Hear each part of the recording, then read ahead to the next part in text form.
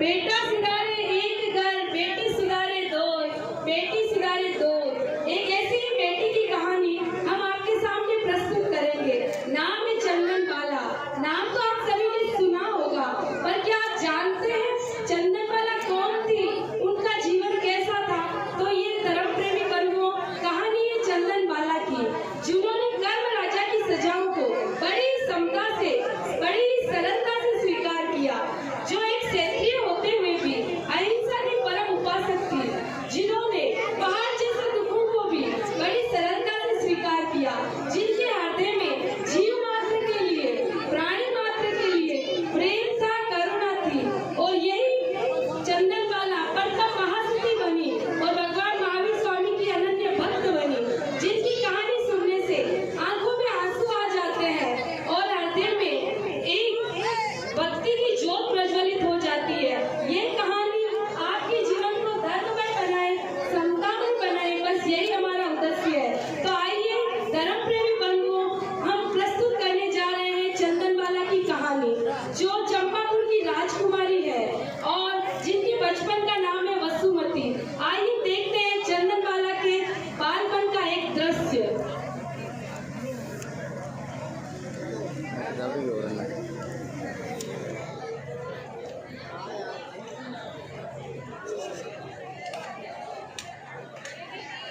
चंपापुर की राज दुलारी झूला झूले, चंपापुर की राज दुलारी अंगना खेले, देखो प्यारी वसुमती झूला झूल, देखो प्यारी वसुमती झूला झूले, राजा दीवान की लाडली अंगना खेले, राजा दीवान की लाडली अंगना खेले, प्यारी वसुमती देखो झूला झूले, प्यारी वसुमती देखो झूला झूले।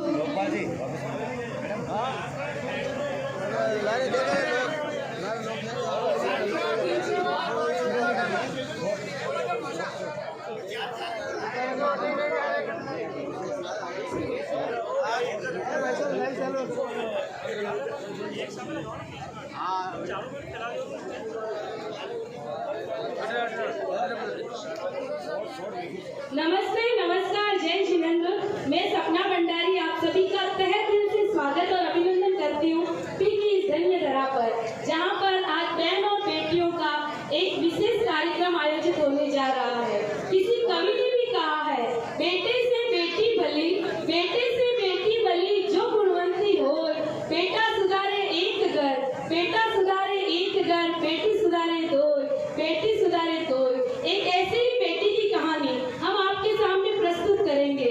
नाम है चंदन बाला। नाम तो आप सबने सुना ही होगा, पर क्या आप जानते हैं कि चंदन बाला कौन थी, उनका जीवन कैसा था? तो धर्म प्रेमी बंधुओं, ये कहानी है चंदन बाला की, जिन्होंने कर्म राजा की सजाओं को बड़ी समता से, सरलता से स्वीकार किया, जिन्होंने पहाड़ जैसे दुखों को भी बड़ी सहनता से स्वीकार किया, जो एक क्षत्रिय होते हुए भी अहिंसा की परम उपासक थी, जिनके हृदय में जीव मात्र के लिए, प्राणी मात्र के लिए प्रेम था, करुणा थी। और इसी भावना के कारण वे भगवान महावीर स्वामी की अनन्य भक्त बनी, प्रथम महासती बनी। तो आइए मित्रों, ये कहानी आपके जीवन को भी धर्ममय बनाए, समतामय बनाए, बस यही हमारा उद्देश्य है। क्योंकि इस कहानी को सुनने से आंखों में आंसू आ जाते हैं और हृदय में भक्ति की ज्योत प्रज्वलित हो जाती है। ये कहानी है एक चंदन बाला राजकुमारी की, जिनका नाम था वासुमती, जो चंपापुर की राजकुमारी थी। आइए देखते हैं उनके बचपन का एक दृश्य।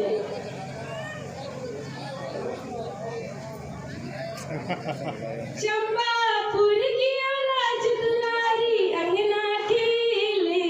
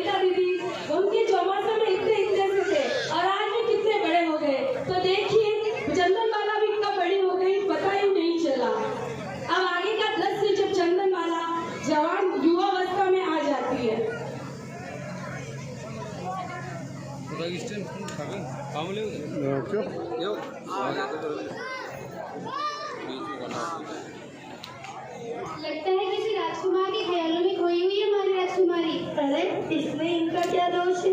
ये उम्र ही ऐसी, काश शादी भी ऐसे स्वप्न आए। तेरा दीवाना तो बाहर खड़ा पहरेदारी कर रहा है, हमारी ऐसी किस्मत कहाँ जो हमें सोने देगा। लगता है कुछ गड़बड़ है। चलो महाराजा और महारानी को जाकर सूचित करते हैं। हाँ चलो।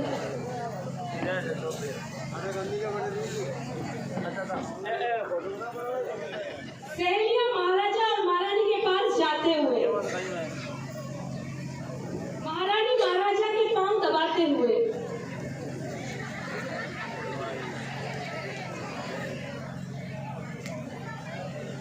महाराजा आप कौन से विचारों में खोए हुए हो?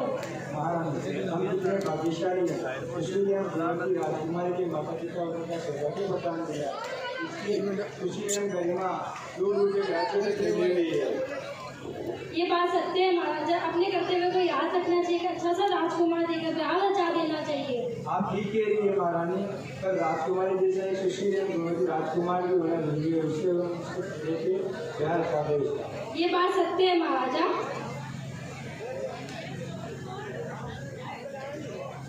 महाराज कीजिए। महाराज, न जाने राजकुमारी आज उदास बगीचे में बैठी हुई है, न कुछ कहती है न किसी बात का जवाब देती है, न जाने किन विचारों में खोई हुई है।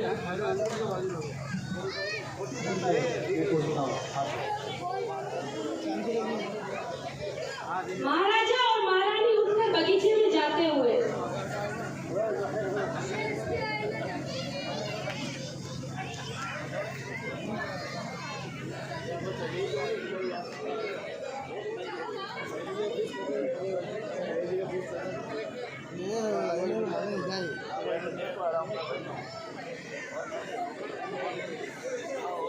अच्छा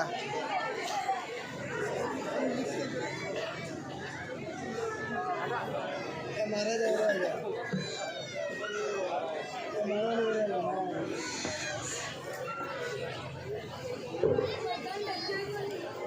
हाँ कौन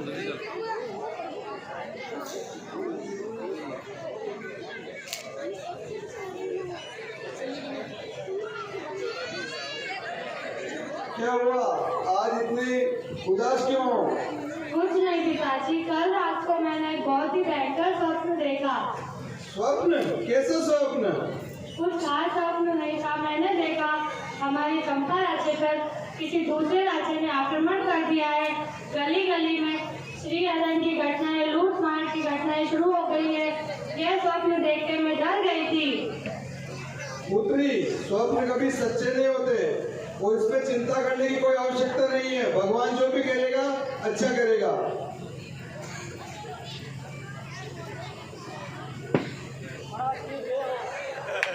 महाराज की जय हो। क्या हुआ सैनिक, तुम इतने घबराए हो क्यों?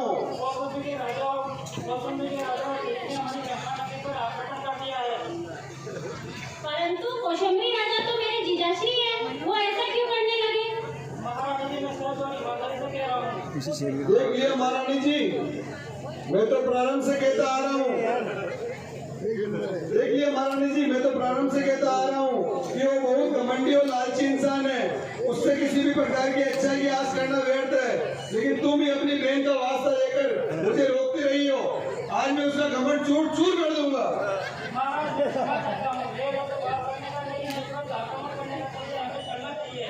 महारानी जी, तुम राजकुमारी को लेकर और महल में चलो। महारानी राजकुमारी को लेकर अंदर जाती है। सैनिक, युद्ध में चलने की तैयारी करो।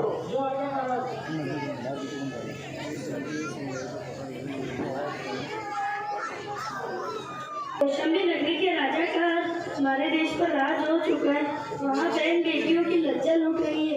आप भी अपनी जान बचाकर यहाँ से भाग लीजिए, क्योंकि महाराजा का कुछ अता पता नहीं है। ठीक है, तुम अपनी जान बचाकर यहाँ से जाओ, हम अपना ध्यान स्वयं रखेंगे। जो आज्ञा महाराजा।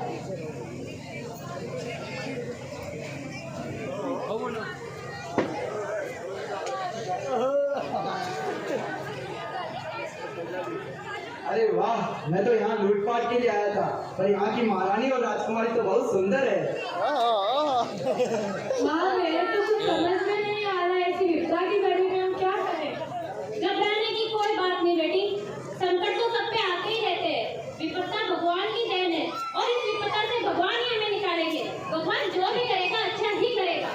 महारानी की जय हो, जय हो, जय हो। तुम कौन हो? मैं चंपा नरेश का साधारण सा सैनिक हूँ महारानी। परंतु तुम तो कौशंबी राजा के सैनिक लगते हो और तुम्हारी वेशभूषा भी वही है। अवश्य महारानी, आप सत्य कह रही है। मुझे महाराजा ने भेजा है ये वस्त्र पहनकर, क्योंकि यहाँ पर शत्रुओं का आक्रमण हो गया है और आपकी और राजकुमारी की सहायता करने और उनकी सुरक्षा करने के लिए मुझे भेजा गया है। आओ मेरे साथ चलो। चलो बेटी। सैनिक राजकुमारी और महारानी को लेकर जाता है।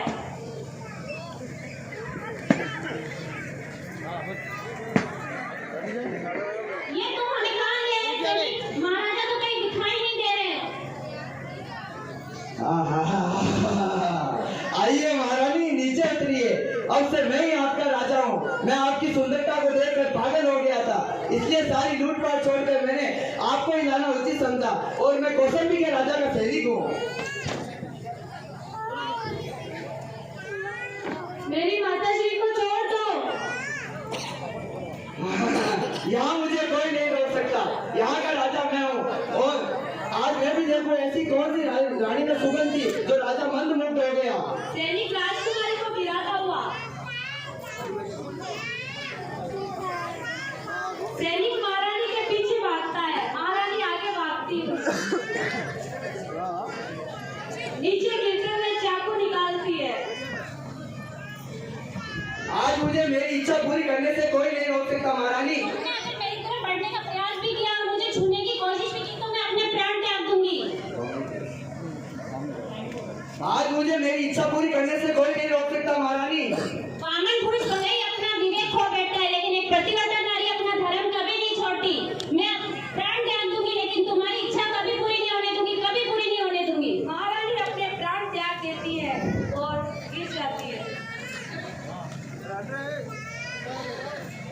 अरे बाबू, माँ तुमने ये क्या किया? मेरा कौन है? मैं किसके साथ जीऊंगी माँ? तुम मुझे छोड़ के नहीं जा सकती माँ।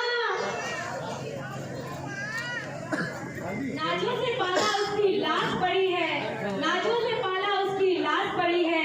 देखो आई है कितनी अशुभ घड़ी है, देखो आई है कितनी अशुभ घड़ी है। रो रो के वसुमती का हाल बुरा है, रो रो के वसुमती का हाल बुरा है। सैनिक को भी पश्चाताप पड़ा है, सैनिक को भी पश्चाताप पड़ा है। सैनिक रोते हुए और पश्चाताप करते हुए। मेरी तरफ बढ़ने का प्रयास मत करना सैनिक। मैं उसी माँ की बेटी हूँ जिसने अपने चरित्र बचाने के लिए अपने प्राण त्याग दिए। मैं पापी हूँ, मुझे क्षमा करो। तुम क्षमा करने योग्य नहीं हो। तुम जैसे पापी को नरक में भी जगह नहीं मिलेगी। मैं तुम्हारी परछाई से भी दूर रहना चाहती हूँ। मुझे प्रायश्चित का एक तो मौका दो मेरी प्यारी बेटी। बेटी, तुम्हारी नजर में माँ बहन बेटी का कोई महत्व है? तुम सत्य कह रही हो। मैं करुणता की आग में जल रहा था, लेकिन मैं तुम्हें अब सच्चे मन से तो अपनी बेटी मानता हूँ। अगर तुम मुझे माफ नहीं करोगी तो मैं यही तुम्हारे पैरों में अपने प्राण त्याग दूंगा। महारानी जन्नत वाला के ख्यालों में आती है। क्षमा कर दे, पश्चाताप भी सबसे बड़ा होता है। प्रायश्चित करने का मौका दे। अगर तुमने मुझे सच्चे मन से अपनी बेटी माना है तो उठिए पिताजी। मैंने आपको क्षमा किया। यह भी भगवान की एक लीला होगी। आपके पाप ने मुझसे मेरी माँ को छीना, आपके प्रायश्चित ने मुझे मेरे बाप का सहारा दिया। मैं आज से तुम्हें तन मन धन से तुम्हारी रक्षा करूंगा बेटी। आओ मेरे साथ चलो। मगर मेरे माँ के पार्थिव शरीर का क्या होगा? मैं अपने सारे पाप दुष्ट कर्म तुम्हारी माँ की चिता में जला के राख कर दूंगा बेटी। राजकुमारी रोती हुई माँ को विदा कर देती है। क्या सोच रही हो बेटी? कौशंबी के राजा मेरे मौसा लगते हैं। वो मुझे राजकुमारी की वेशभूषा में देखेंगे तो पहचान लेंगे। मैं आपसे एक वचन चाहती हूँ। क्या वचन चाहती हो? यही कि कौशंबी में तुम्हारी कोई पहचान नहीं हो। जैसी तुम्हारी इच्छा बेटी। आओ। राजकुमारी सारे कहने उतारती हुई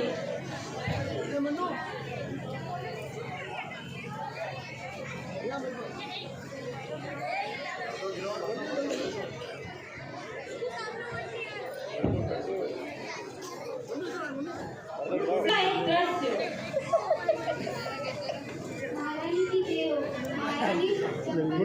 चंपा की यात्रा के पश्चात महल परिवार चुके हैं, कुछ ही क्षणों में आपसे मिलने के लिए आने वाले हैं।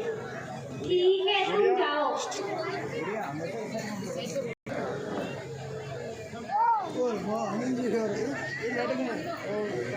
महारानी, ऐसी क्या भूल हुई?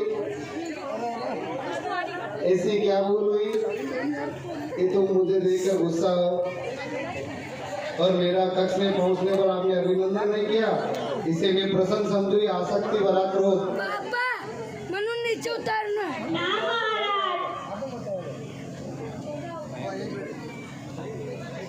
मेरी अनुपस्थिति की वजह से तुम मुझ पर गुस्सा हो? देखो, मैं तुम्हारे लिए कितनी आभूषण लेकर आया हूँ, ये भी तुम्हें कम लग रहे हैं क्या? ये आभूषण आप जहाँ से लाए हैं, वो चंपा नरेश के राजा मेरे जीजाश्री, वहाँ की महारानी मेरी बहन। मुझे तो ये भी ज्ञात नहीं है कि मेरी बहन जीजाश्री और चंद्रमा जैसी रूपमती कन्या का क्या परिणाम हुआ होगा। आपको पता है, इन ज्ञानों से मुझे मेरी बहन के रोने की आवाज सुनाई दे रही है महाराज। ये तुम्हारे जीजाश्री का ही दोष है। वह हमेशा मुझे छोटा समझने की भूल करते हैं। राजा तो राजा ही होता है, राजा हमेशा छोटा नहीं होता है। भगवान जाने कहाँ भटक रहे होंगे। उसे बेटी के रूप में स्वीकार करेगी या नहीं, देखते हैं आगे का दृश्य। आओ बेटी, तुम्हारा घर आ गया है। मैं तुम्हें तुम्हारी धर्मा से मिलाता हूँ। ये राजमहल तो है नहीं, तुम्हें थोड़ी असुविधा हो सकती है। तो क्या हुआ पिताश्री, माता पिता का स्नेह और प्यार तो मिलेगा। बेटी ये आंसू मत बहाओ, वरना मैं समझूंगा तुमने मुझे माफ नहीं किया। नहीं पिताश्री, ये तो प्रशंसा के आंसू है। भगवान की लीला, जिसने मुझे सब कुछ इनकर भी आप जैसा पिता दिया और माँ भी दे रहा है। माँ की आंचल की छाव में मैं सब कुछ पा लूंगी। माँ की कोख से बड़ा स्वर्ग कहीं नहीं होता। सैनिक रोते हुए चंदनबाला को गले से लगाता है।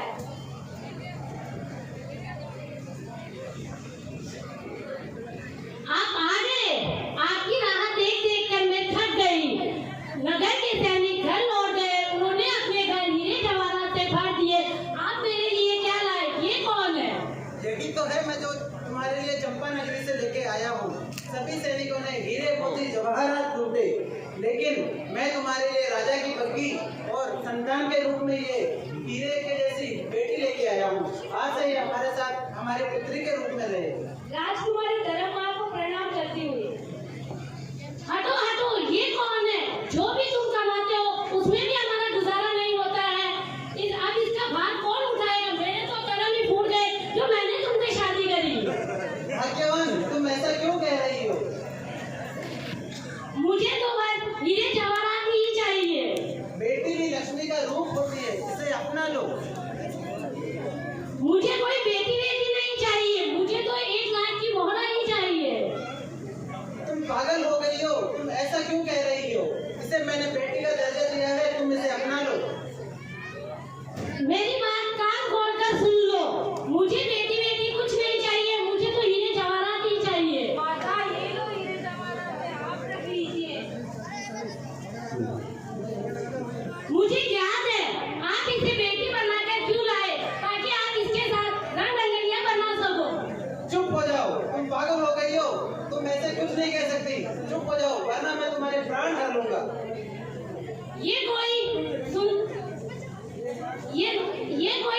ये सुंदर है, ये कोई राजकुमारी से कम थोड़ी ना है। मुझे तो 1 लाख की मोहरा ही चाहिए। आप पिताजी, आप मेरी चक्र मत कीजिए, मुझे बाजार में भेज दीजिए, यही मेरे भाग्य में लिखा है। बेटी, मैंने वचन दिया है कि मैं तुम्हारे तन मन से रक्षा करूंगा। पिताजी, आप मेरे भाग्य में होने का जन्म पाने दीजिए। और यहाँ देखिए समय की विडंबना। जिस राजकुमारी के एक समय में हजारों दासियां हुआ करती थी, वहाँ एक सैनिक की पत्नी उसे दासी के रूप में स्वीकार करने को तैयार नहीं है। अब आगे देखती है कि वो दास बाजार में बिकने के लिए जाती है। क्या मूल्य लगेगा? किन हाथों में बिकेगी? देखिए आगे का दृश्य।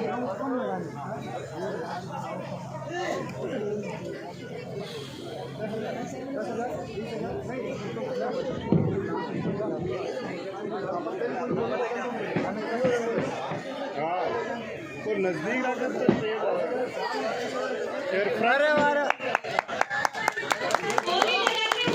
आते हैं, चंद्रमाला की बोली लगने वाली है। देखिए आगे का दृश्य। 20,000। आइए आइए, बोली लगाइए, दीजिए ऊंचे से ऊंचे दाम, कराइए घर में सारे काम। अरे आओ बोली लगाओ। अरे वाह, 50,000। इतने सुंदर कली कहाँ से लेकर आया? इसे तो मैं अपनी पत्नी बनाऊंगा। ये लो तुम्हारी मोरी। बातें मत करो, बोली लगाओ। 50,000। 50,000 स्वर्ण मुद्राएं। 60,000 स्वर्ण मुद्राएं। 1,00,000 लगाओ, बोली लगाओ। 70,000 स्वर्ण मुद्राएं।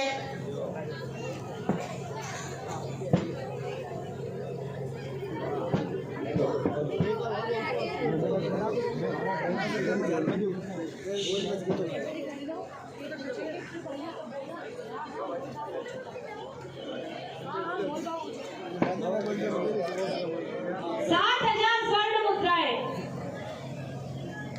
अब आगे आते हुए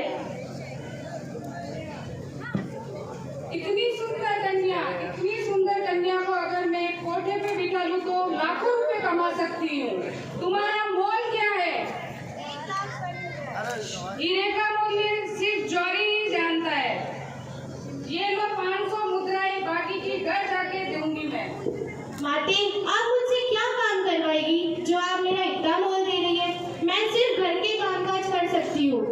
मैंने कहा ना, हीरे का मूल्य सिर्फ जौहरी ही जानता है। काम करे तुम्हारे दुश्मन। तुम्हारा काम है अच्छे अच्छे वस्त्र पहनना, अच्छे अच्छे आभूषण पहनना, लोगों को मोहित करना। कुछ समझी? तुम्हारे उम्र में थी जब मैं भी यही किया करती थी। अगर तुम चाहो तो मैं तुम्हें नगर की सबसे बड़ी नगरवधु बना सकती हूँ। नहीं नहीं माते, आप मुझ पर इतना अन्याय मत कीजिए, मेरा धर्म भ्रष्ट मत कीजिए, ये मुझसे नहीं होगा। कृपया करके आप मुझे मत खरीदिए, मैं आपके पाँव पड़ती हूँ। जब भगवान को ये मंजूर नहीं था कि तुम्हें किसी एक के हाथ में सौंप दे, तो तुम हट क्यों कर रही हो बेटी? जहाँ प्रतिबंध होता है वहीं रोक होती है। मैंने अपने आप से प्रतिबंध हटा दिया है, तुम भी हटा दो। ऐश्वर्य ही जीवन है। माता जी, अधर्म फैलाने वाले कभी भी चैन से नहीं रह सकते। अगर मनुष्य के जीवन में प्रतिबंध ही ना हो तो उस मनुष्य के जीवन का अस्तित्व ही खत्म हो जाता है। चुप रहो दासी, मुझसे छल कर रही हो, मुझसे चलना जानती हो। चलो चुपचाप यहाँ से, वरना घसीट से मैं लेके जाऊंगी।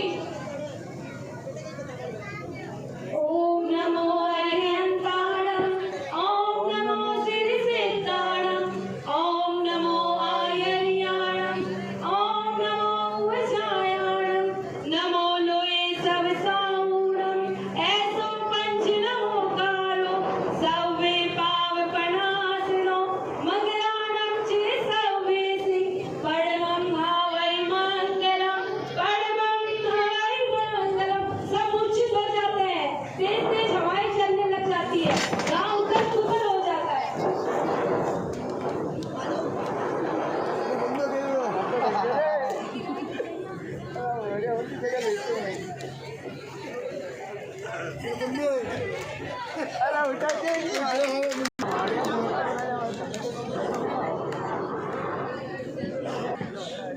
मुझे क्षमा करना देवी, तुम्हारे कारण मेरे कुविचारों पर रोक लग गई है।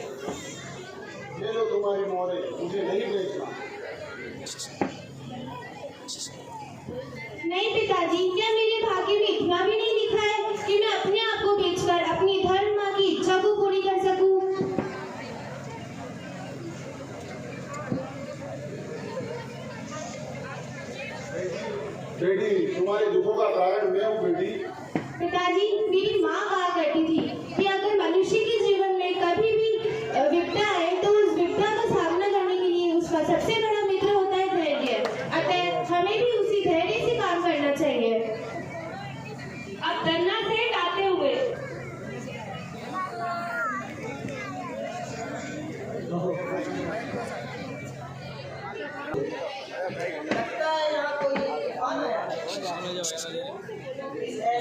कन्या, लगता है इसने कुछ कुल में जन्म लिया है।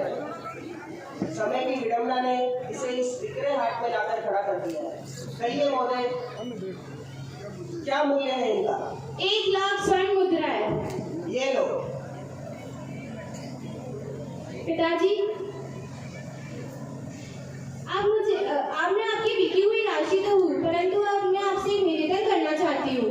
निवेदन बेटी, इस बिखरे हाट में देखते ही मैं समझ गया था भाग्य ने तुम्हारे साथ कोई छल किया है, परंतु एक मनुष्य होने के नाते मेरा एक कर्तव्य है कि मैं एक मनुष्य के काम आऊँ। आप मुझे किस रूप में स्वीकार करेंगे? मैं अभी भगवान के घर से आ रहा हूँ और मुझे कोई संतान भी नहीं है। भगवान के घर में संतान मांगने ही गया था, परंतु वापसी में ईश्वर इतना कृपालु है कि मुझे तुम्हें बेटी के रूप में मिला दिया। मैं तुम्हें पुत्री के रूप में स्वीकार करता हूँ। मुझे मेरे प्रश्न का उत्तर मिल गया पिताजी। राजकुमारी सैनिक को प्रणाम करते हुए और धनवा सेठ के साथ जाते हुए। चलिए, एक दासी अपनी जजमान की सेवा में प्रस्तुत है। एक दासी नहीं, एक बेटी अपने पिता के घर जा रही है। राजकुमारी घर आ जाता है। अब राजकुमारी सेठानी को प्रणाम करते हुए। पुत्री आया हूँ, तुम इसका ध्यान रखना, इसे किसी बात का कष्ट न होने पाए। मुझे राज दरबार में बुलाया है, मैं संध्या तक वापस आता हूँ।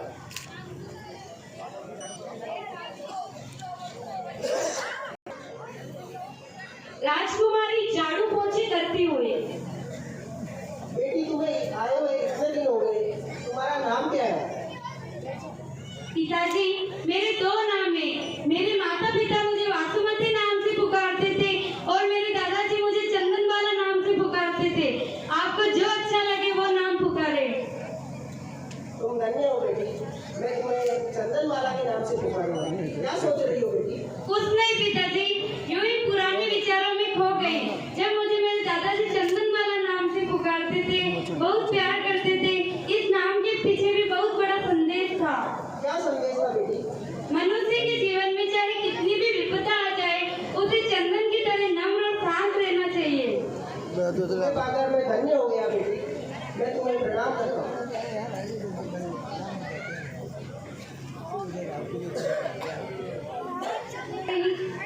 क्या बात है प्राणनाथ, आजकल आप भगवान में पधारते हैं, किसी और को नहीं, केवल दासी को ही पुकारते हैं। क्या आप मेरा नाम भूल चुके हैं? गाय का भोजन भी दासी के परोसने पे ही आप स्वीकारते हैं। क्या एक दासी आपके लिए इतना महत्व रखती है? ये दासी नहीं, ये अपनी पुत्री है, इसका नाम चंदनबाला है। और चंदनबाला जब से हमारे घर में आई है, तब से हमारे घर हरा भरा हो गया है और मेरे व्यवसाय में भी दिन दूनी रात चौगुनी तरक्की हो रही है। श्याम सुंदर और रुक्मणी जो सेठ और सेठानी के घर में काम खांसी ही रहेगी या कुछ काम भी करेगी, उससे काम तो होता नहीं है, फिर भी पता नहीं क्यों आ जाती है। तेरे मन में क्या लालसा है? अरे महाराज, काम नहीं करूंगी तो जीवन कैसे बीतेगा? मुझे जीविका कौन देगा?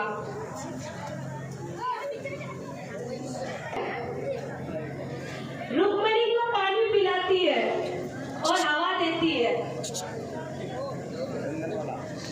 चंदनबाला इधर देखो।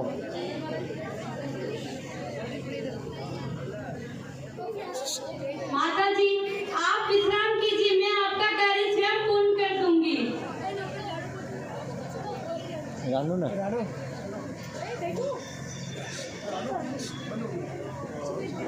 तुम्हारी जैसी बेटी सबको दे। धन्ना सेठ और सेठानी चंदनबाला को देख रहे थे।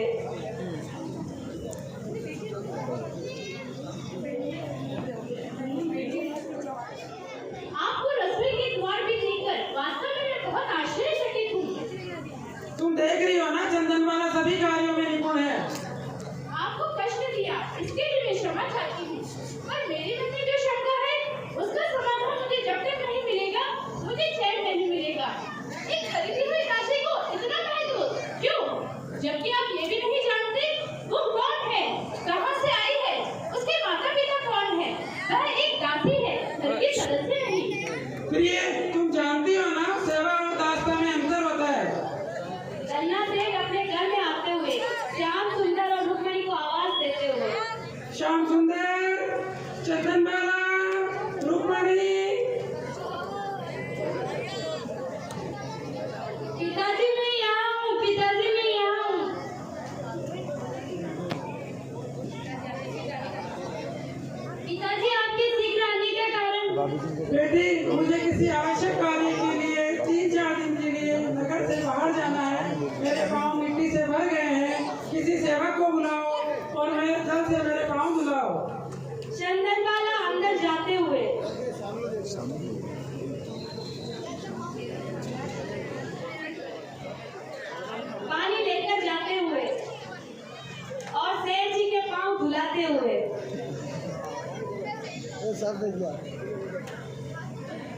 अरे बेटी, ये तुच्छ काम तूने क्यों किया? सेवा करना कुछ तुच्छ कार्य नहीं होता है पिताश्री। पर बेटी, तुम जैसी सती सावित्री पुत्री से ऐसा तुच्छ काम करवाना मुझे शोभा नहीं देता है। वे बेटी भाग्यशाली होती है जो अपने माता पिता की सेवा करे। चुप चुप चुप बेटी, तुम जैसी पुत्री भगवान सभी को दे। सेठानी जी दूर से सब कुछ देखते हुए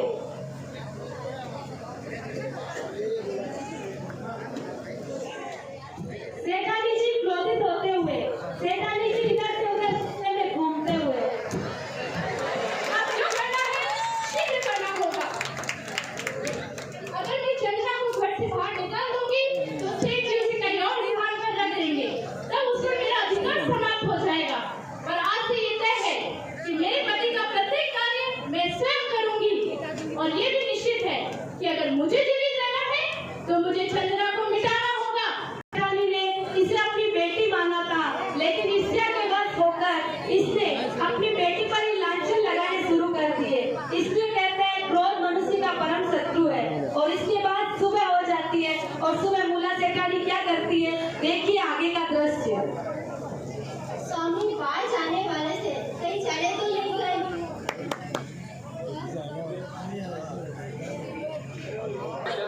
मैं शीघ्र आ जाऊंगा। रुक्मणी, श्याम सुंदर। रुक्मणी, श्याम सुंदर, देखा तुमने चंद्रबाला को कैसे मेरे पति पर टोने डाल दी है और इस घर की मालकिन बनने के सपने देख रही है। पर मैं उसको ये षड्यंत्र कभी पूरा नहीं होने दूंगी। तुम दोनों इस बात की साक्षी रहना। क्या बात कर रही हो महारानी? वह तो एक देवी है जो सबका सुख दुख देखती है। वह जिस भी घर में रहेगी वहाँ खुशहाली आ जाएगी। मालकिन, ऐसी बेटी तो भाग्यवान लोगों को मिलती है और आप उस पर तो लक्षण लगा रही है। वो तो मालिक को पिता और आपको माता के समान मानती है। लगता है उसने तुम दोनों को भी अपने वश में कर लिया है। अच्छा ठीक है, जाओ यहाँ से अपना काम करो। सेठानी जी पर्दे से कपड़े बाहर निकालते हुए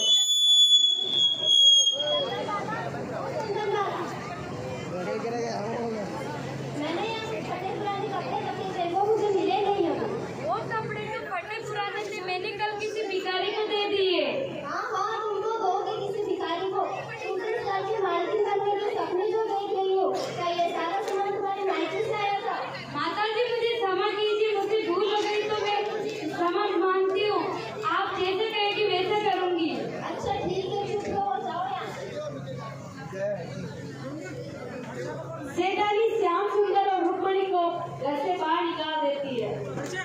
सेठानी चंदनबाला के पास जाकर घसीटते हुए बाहर लेकर आती है।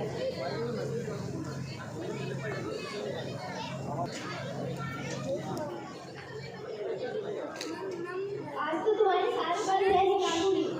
आज तुम्हें मैं अपने पति को दौरे डालने का ऐसा दम दूंगी जिसे तुम जीवन भर याद रखोगी। तुम्हारी ये सुनहरे रानी जैसे बाल जिसे मेरे पति सैलाब में रहते हैं, आज मैं यही काट दूंगी। माते, जैसा आपको अच्छा लगे वैसा कीजिए। सेठानी चंदनबाला के बाल काट देती है। जिसका कोई दोष नहीं प्रभु उसको ही क्यों पकड़ा, जिसका कोई दोष नहीं प्रभु उसको ही क्यों पकड़ा। बाल काट के थे काले में जंजीरों से जकड़ा, बाल काट के थे काले में जंजीरों से जकड़ा। आज उठ गई है दिल की बस्ती, मिट गई उसकी हस्ती, टूट गई है दिल की बस्ती, मिट गई उसकी हस्ती। खड़ी हुई मझधार में देखो चंदनबाला की कश्ती, चंदनबाला की कश्ती। आज मैंने तुम्हारी सुंदरता ही समाप्त कर दी।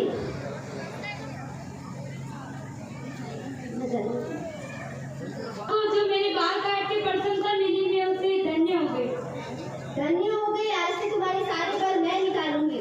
सेठानी चंदनबाला को घसीटते हुए पुराने कमरे में जाकर पटक देती है और बेड़ियां बांध देती है।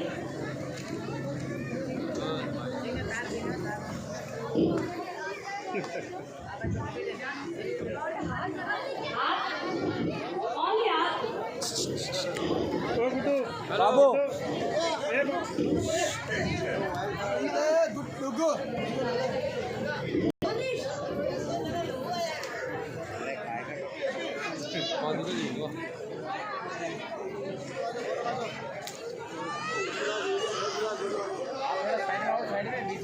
चंदन बाला को तो मैंने कमरे में बंद कर दिया, परंतु स्वामी आकर उनके बारे में मुझे पूछेगी तो मैं उन्हें क्या जवाब दूंगी। इससे अच्छा तो मैं अपने मायके ही चली जाती।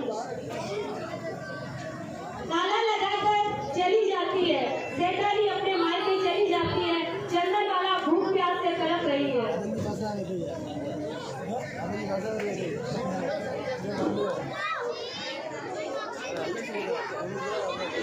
अब आगे देखिए कौशंबी के महाराजा और महारानी का एक दृश्य।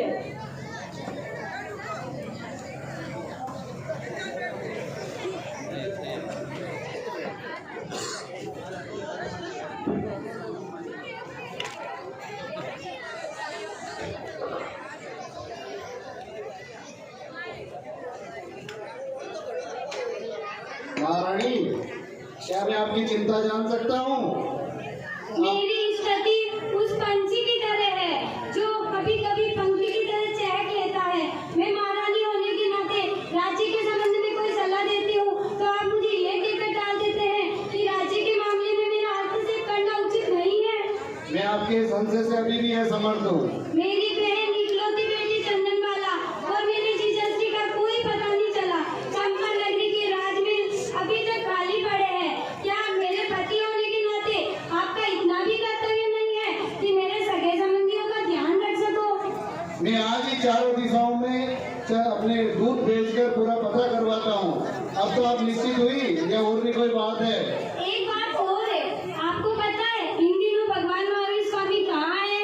मुझे पता नहीं है, पर मैं इच्छुक हूँ भगवान महावीर स्वामी कहाँ विराज रहे हैं। भगवान महावीर स्वामी हमारे राज्य में ही विराज रहे हैं। मुझे प्रसन्नता होगी कि कहाँ है भगवान महावीर स्वामी। भगवान महावीर स्वामी ने आपको पता है पिछले 6 मास तक अंजल ग्रहण नहीं किया। तपस्या कर रहे हैं क्या भगवान? तपस्या करते होते तो प्रेरणा के लिए आगे निकलते, प्रतिदिन अनेक घरों में जाते। उनका स्वास्थ्य अगर जर्जर हुआ तो मैं अपने प्राण त्याग दूंगी, और अगर उन्हें कुछ हो गया तो मैं अपने प्राण त्याग कर और हो जाऊंगी। इसी के कारण कौशंबी की महारानी महाराजा को क्षमा मांगी। गन्ना सेठ वापस अपने घर आते हुए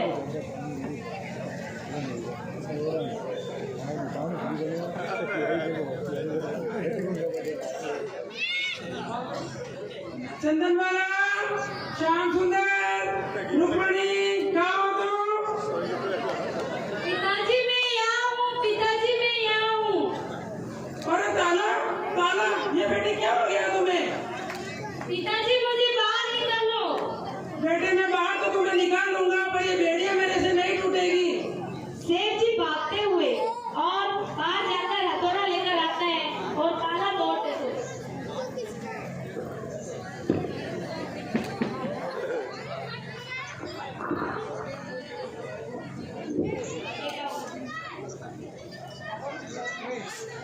पिताजी मुझे बहुत भूख लगी, मैंने 3 दिन से भोजन नहीं किया। देखता हूँ बेटी घर में क्या है, मैं तो लेके आता हूँ। रन्ना सेठ उड़द के बाकुले लाते हुए। लो बेटी, घर में अभी तो कुछ नहीं है, ये उड़द के बाकुले हैं, ये खा लो और पानी पी लो, जब तक मैं लोहार के पास जाता हूँ और बेड़िया तोड़ने के लिए उसे लेकर आता हूँ।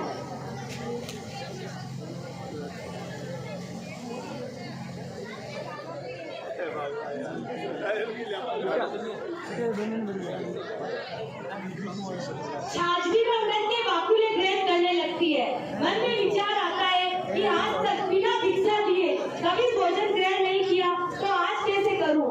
अगर कोई संत महात्मा बता जाए तो कितना अच्छा होगा। ये सोचकर चंदन वाला घसीटते बाहर आते हुए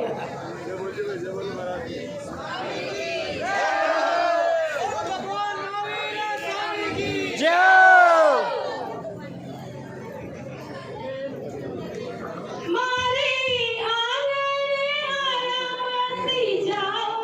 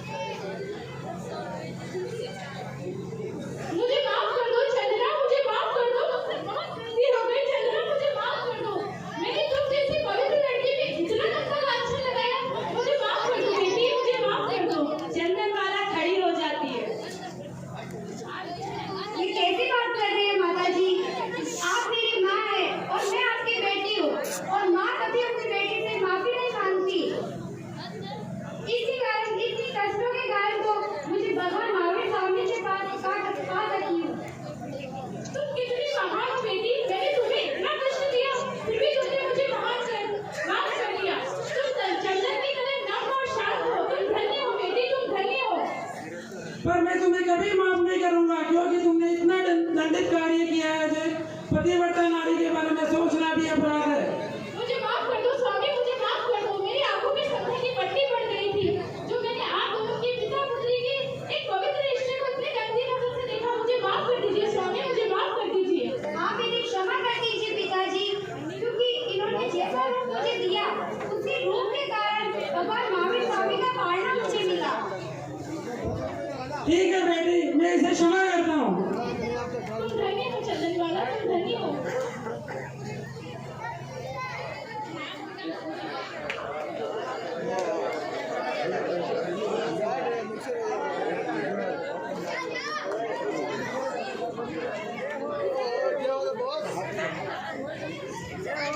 कौशाम्बी के महाराजा और महारानी चंदनबाला के दर्शन के लिए आते हैं। चंदनबाला इनको देखकर हाथ जोड़कर खड़ी हो जाती है। महाराज, क्या आपको पता है भगवान महावीर स्वामी ने गन्ना की बेटी चंदनबाला से पालना प्राप्त कर लिया है। यह हमारे राज्य के लिए बड़े गर्व की बात है। हमें आज ही गन्ना की कथा कर चंदनबाला के दर्शन करने चाहिए।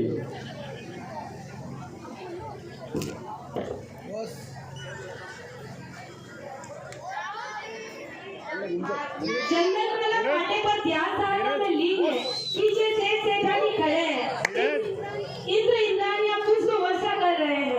महाराज, ये तो चंपा नगरी के राजा की वसुमती या वसुमती महाराज। तुम ठीक कर रही हो महारानी, मुझे क्षमा कर दो बेटी।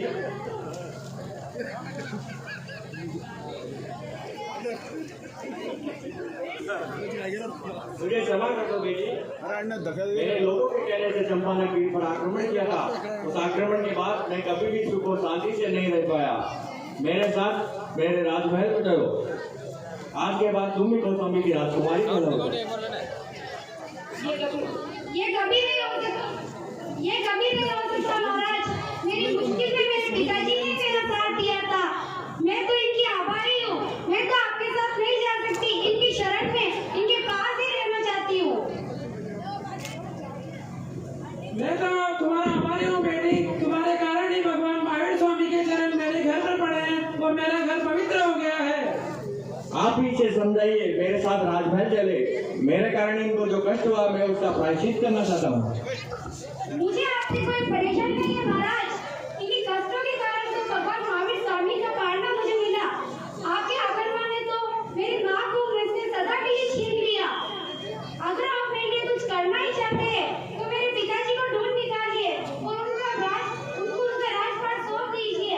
और रही बात मेरी, तो मैं सदा के लिए भगवान महावीर स्वामी के चरणों में जाकर साध्वी बनकर रहना चाहती हूँ और मोक्ष प्राप्त करना चाहती हूँ। बेटी, ये कार्य तो तुम महलों में रहकर नहीं कर सकती हो। मैं आपको वचन देता हूँ, आपके साथी बनने में कोई रुकावट नहीं होगी। चंदनबाला अब सेठ और सेठानी को प्रणाम करके कौशाम्बी के महाराजा और महारानी के साथ उनके राजमहल में चली जाती है।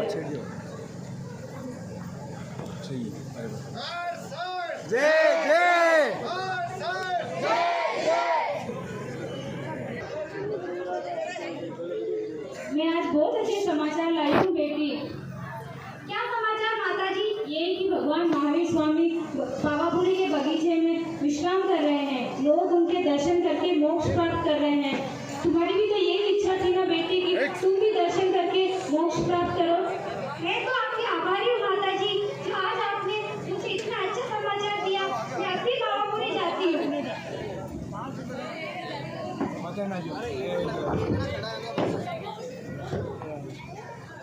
पता लगा पावापुरी में प्रभु देते सच का ज्ञान। पता लगा पावापुरी में प्रभु देते सच का ज्ञान। पहुंच गई चंदा की चकोरी कर भगवान का ध्यान। पहुंच गई चंदा की चकोरी कर भगवान का ध्यान। पता लगा पावापुरी में प्रभु देते सच का ज्ञान। पता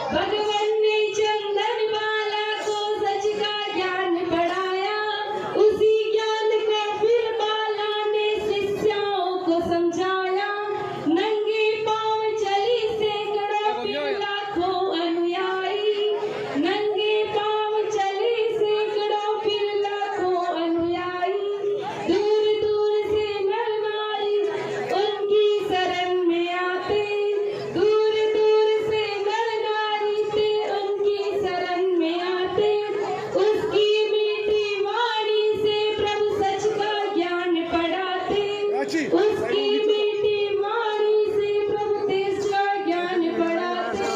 हे भगवान तेरी लीला पर हम जाए कुर्बान। हे भगवान तेरी लीला पर हम जाए कुर्बान। मेरे महावीर भगवान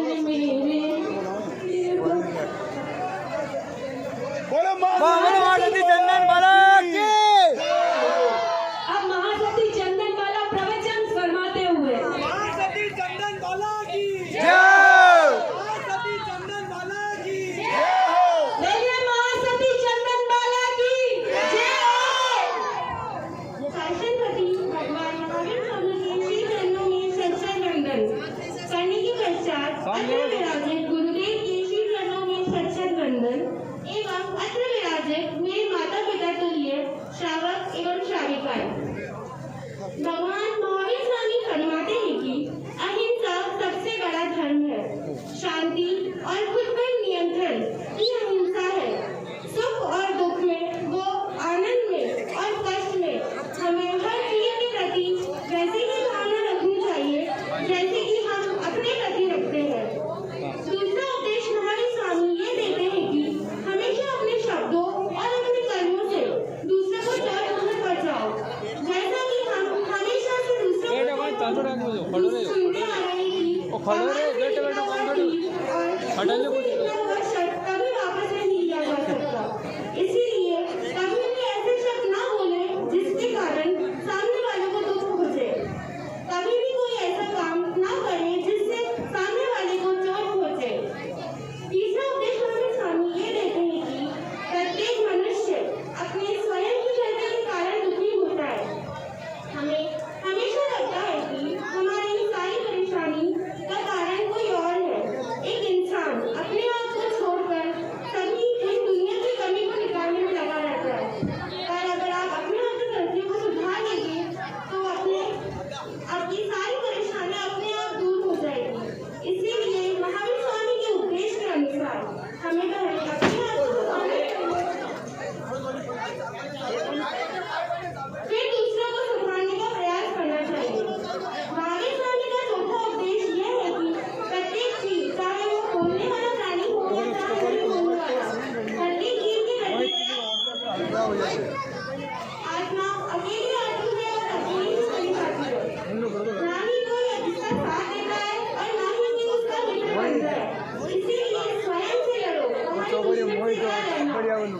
जो स्वयं पर विजय करेगा उसे आनंद की प्राप्ति होगी। बोलो भगवान महावीर स्वामी की। अब चंदन बाला जगह जगह प्रवचन देती हुई और भगवान महावीर स्वामी की वाणी का श्रवण कराती हुई अब चंदन बाला विहार के लिए निकल जाती है। गोश्री लेती है और विहार के लिए निकल जाती है। अब चंदन बाला गोश्री लेते हुए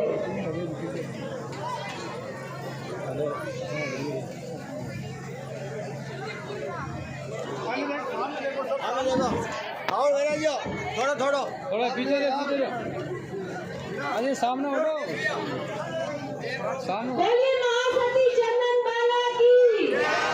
बोलिए भगवान महावीर स्वामी की।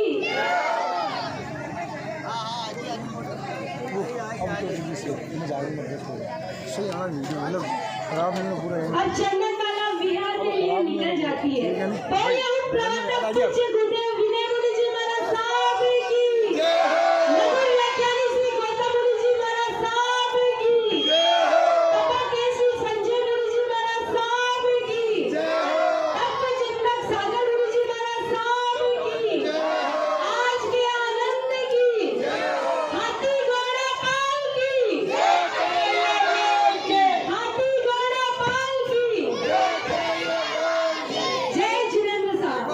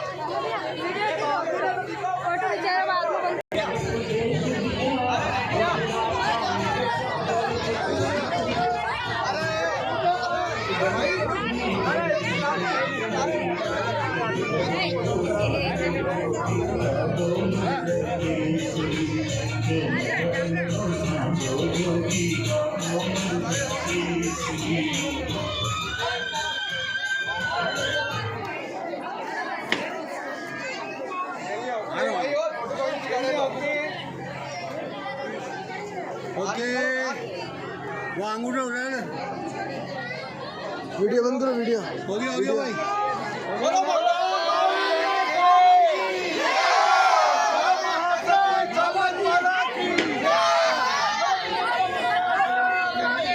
आनंद जी फोन ले